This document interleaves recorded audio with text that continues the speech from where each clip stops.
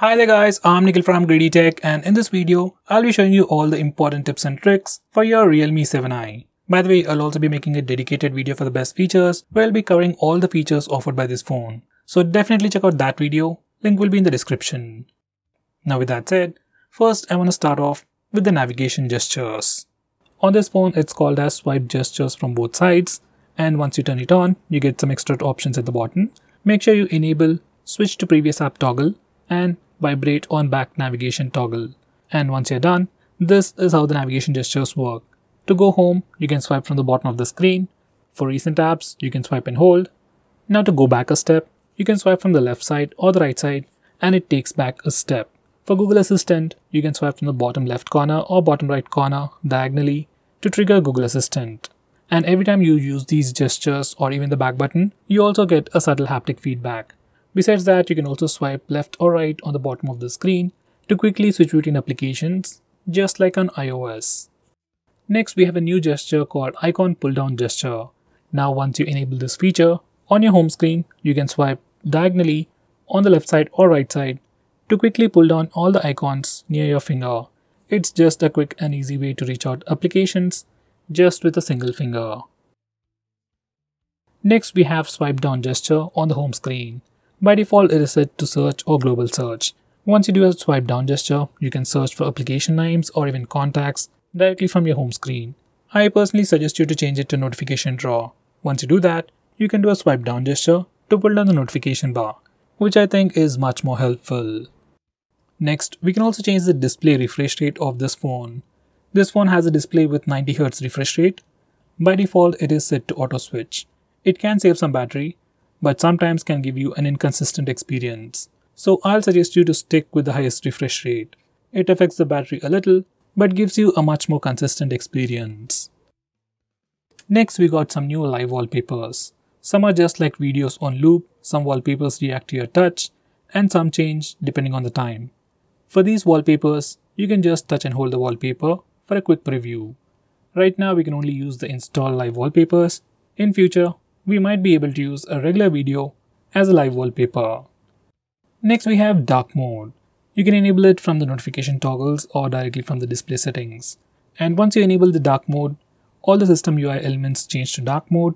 Even some of the stock applications like phone dialer, messaging application also change to dark mode, and even some Google applications like Play Store or YouTube switch to the dark mode automatically.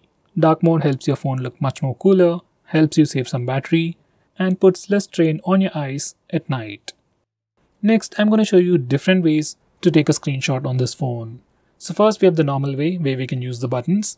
Just press the volume down and power button both at the same time to take a screenshot. Next, we have 3-finger screenshot gesture. Now this feature is enabled by default. To take a screenshot, you can just swipe down using 3 fingers and your phone will take a screenshot. It's just like pressing the buttons, but instead of pressing the buttons, you just need to swipe down using 3 fingers and your phone will take a screenshot. Personally, this is my favorite way to take a screenshot. Next, I'm going to show you how to take a long screenshot. For that, first take a regular screenshot and then click on the preview. Now select scroll, and once you're done, you'll get a long screenshot. Finally, we have partial screenshot. To take a partial screenshot, just place 3 fingers on the screen for a second and then slowly swipe down. Once you do that, you'll get a preview window and then take a partial screenshot. You can also resize this preview window to get an accurate screenshot. Next, we have some quick shortcuts whenever you take a screenshot. So every time you take a screenshot, whether it's with the buttons or the gesture, you get a preview on the screen and you can swipe that preview up to share that screenshot, and you can swipe it down to take a long screenshot. You can also swipe the preview to the side to dismiss it. Next, I'm going to show you how to disable lock screen magazine, or you might even call it dynamic wallpaper on the lock screen. First, here's a quick preview of the lock screen, and every time you lock your phone or every time you come to the lock screen, we see a different wallpaper. Some people like it, some people don't, especially I personally don't like it. So if you're like me and if you want to disable it, this is how you can disable it from settings. And now, here's the lock screen once again, and no matter how many times you come to the lock screen, we will have a fixed wallpaper. Next, I'm going to show you some camera gestures. First, we have touch. Once you enable this feature, we can take a picture by just touching the preview screen. It works for both the rear camera and even for selfies. Next, we have the palm gesture, which only works for the front camera, and it's great for taking selfies. Just enable it and then show your palm to the front camera, and your phone will take a picture in just 2 seconds. And here's a quick preview of that once again. Next, I'm going to show you how to trigger Google Assistant with the power button. Just enable this toggle and now press and hold the power button to trigger Google Assistant. If you press and hold the power button longer, we will see the power options. If you are using navigation gestures, this is pretty useful. Next, we have some important screen off gestures. We have things like double tap to wake.